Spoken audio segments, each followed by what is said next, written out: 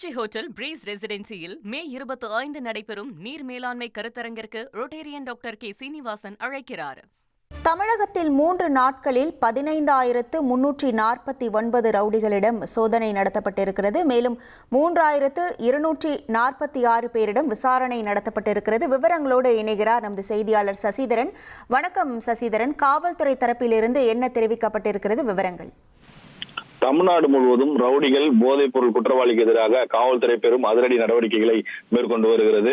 3 நாட்களில் மட்டும் 15,349 ரவுடிகளிடம் இந்த சோதனையானது நடைபெற்றிருக்கிறது. போதைப் பொருள் சம்பந்தமாக 419 பேர் கைது செய்து சிறையில் அடைக்கப்பட்டிருக்கிறார்கள்.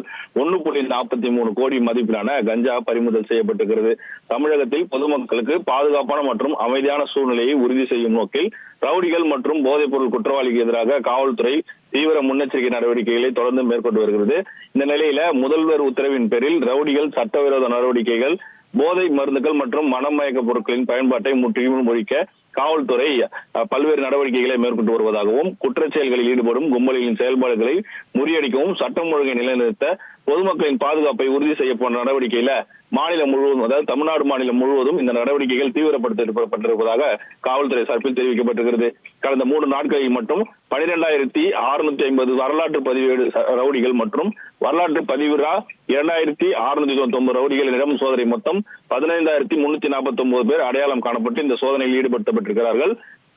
இதில் 324 பேர் பிடிக்கப்பட்டு அவர்களிடம் விசாரணை நடத்தப்பட்டு மொத்தம் 844 பேர் பல்வேறு சட்டப்பிரிவுகளின் கீழ் நீதிமன்ற காவலுக்கு உட்படுத்தப்பட்டு சிறையில் அடைக்கப்பட்டிருக்கிறார்கள்.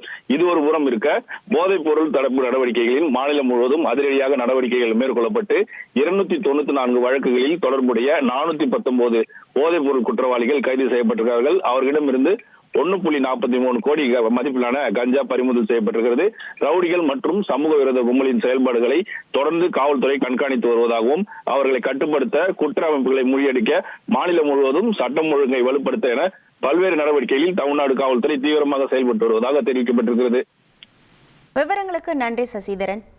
திருச்சி ஹோட்டல் பிரீஸ் ரெசிடென்சியில் மே 25 நடைபெறும் நீர் மேலாண்மை கருத்தரங்கிற்கு ரொட்டேரியன் டாக்டர் கே சீனிவாசன் அழைக்கிறார்.